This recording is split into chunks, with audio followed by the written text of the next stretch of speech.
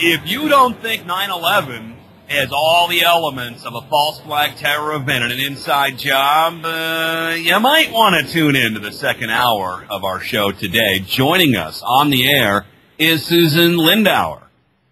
Susan has a new book out called Extreme Prejudice. She was a former CIA asset, an attaché to the embassy in Iraq. She's also cousins with Andy Card, who whispered in Bush's ear at Booker Elementary School, and he was reading the Upside Down Goat story. She's got an amazing insight into this, amazing information that needs to be spread far and wide. We're going to talk about that here in the second hour. Susan, great to have you with us, and I hear you're a big fan of Oracle as well. I'm a huge fan of Oracle. Listen, my story is extraordinary. I was arrested on the Patriot Act when I went, 30 days after I went to talk to the offices of Senator Trent Lott and John McCain, asking to testify in front of Congress and tell the story about Iraq and 9/11 to the people and bring the story out to the public. And I was arrested and I was held under indictment for 5 years, and Oracle Broadcasting people helped end my indictment. Oracle Broadcasting, they locked me, the feds locked me up in prison on a Texas military base, and then my then boyfriend, Jay Fields, came on Oracle Broadcasting and did some radio interviews and raised pressure to get me released. And then after my release, I came on Oracle Broadcasting on Michael Herzog's show at that point, and I had to fight the feds to stop from getting sent back to prison. And it was amazing. This is a station that represents freedom in this country. And if you don't defend the freedom right now, we are in the process of losing it. This is a serious fight. And Oracle is making a huge difference. Hold on, Doug, can that and run that constantly on the network as a pro.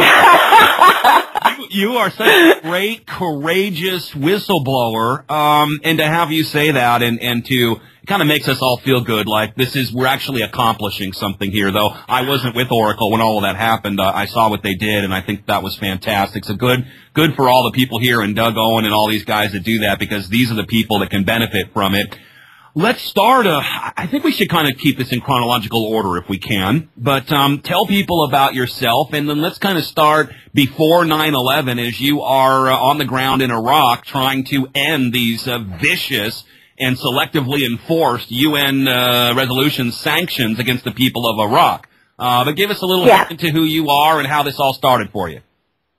Well, first of all, I was actually in the United States doing work at the United Nations, but I had also taken a trip to Iraq.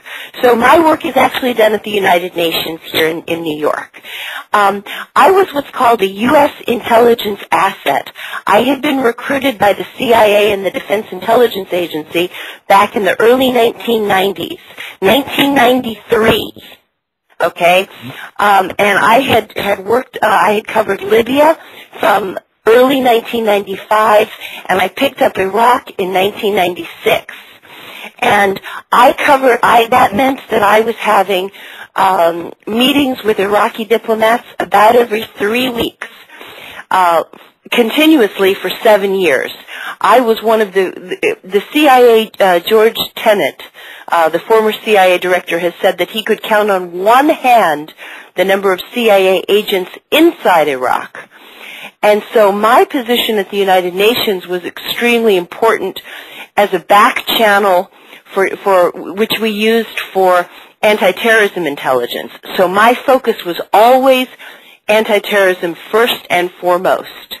And so I know everything. I know where all the bodies are buried. I know all the lies. I know all the intricacies of these issues because I was there. And so, like, the problem is that most of you, not you, but I don't mean you, but most of the people have only been hearing from analysts who are second-hand sources. And the second-hand sources don't have any direct contact with the events, but I do. So that's why you should be paying attention to something like this. And that's why they silenced me and they let a lot of people go off.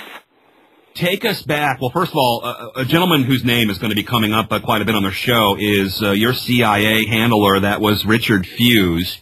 So you're getting a lot of this information from him and through some of the sources that you had developed as an anti-counterterrorism asset for the CIA at the United Nations. When did all of this start? Because I think it was for you, wasn't it around April of 2001 when you were called into Richard Fuse's office, asked specifically to start checking into any intelligence regarding people using airplanes to use as bombs and hijack those to attack New York? Can you start there and take us up to 9/11? Yes. I will. For everybody, probably one of the biggest bombshells of my book is that we absolutely expected 9/11 to happen. I want all these radio interviews to be really clear on this point. We want to eradicate this sense of ignorance and confusion. There is no excuse for any politician in Washington to pretend that they didn't know, that we didn't know. We absolutely did know. And if some politician looks you in the eye and sincerely tells you, oh, no, that's not true, they're either a liar or a fool. But you should not listen to them at all because they don't know what they're talking about. Call Condoleezza Rice a liar and a fool? I think you're letting her off easy, quite frankly. But war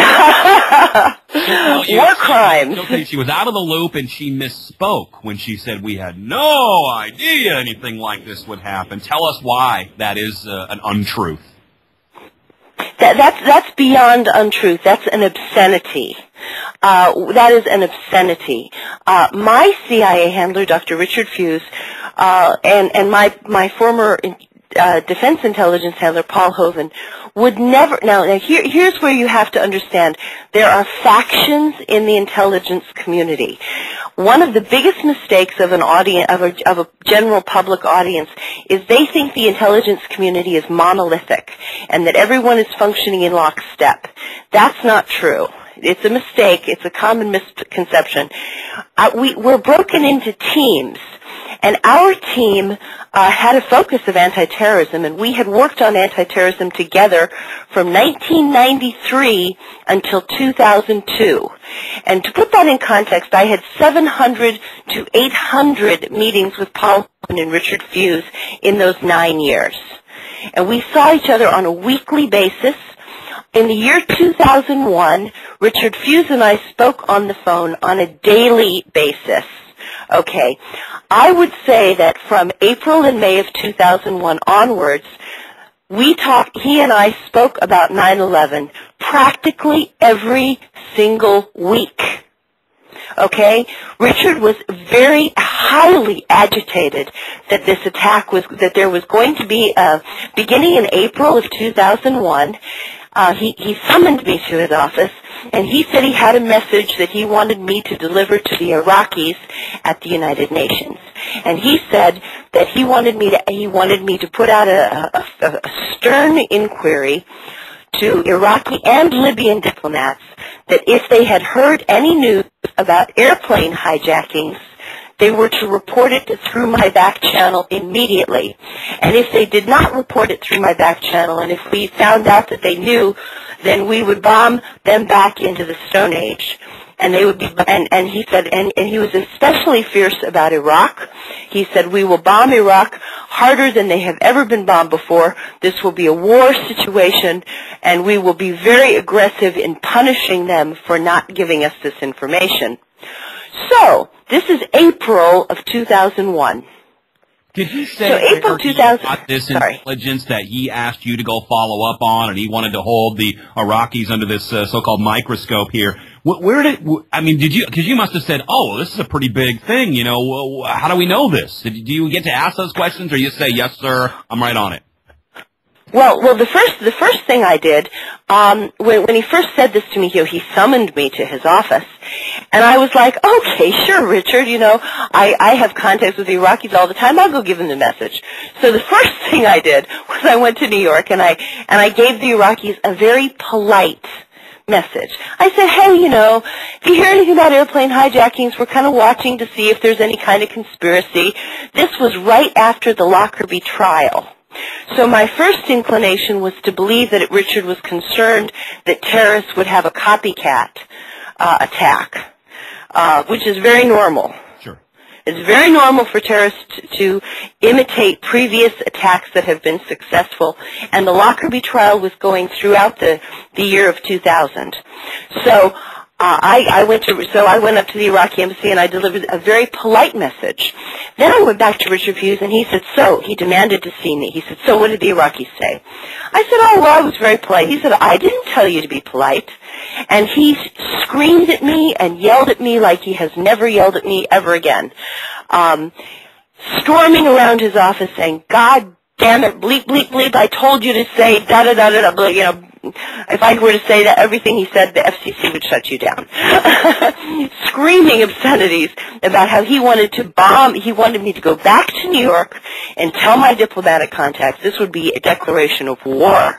We would attack Iraq in a wartime scenario.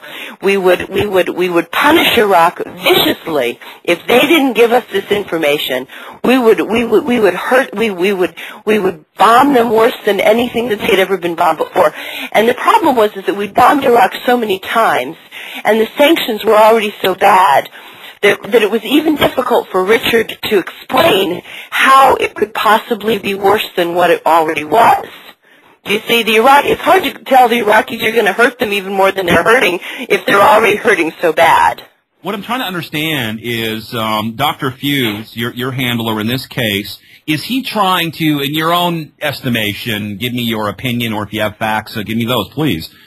Sure. Is he trying to develop a case to be used at a later date against the Iraqis, or is he really in the dark and maybe trying to find out intelligence about who might be hijacking planes and crashing them into buildings 6 months later?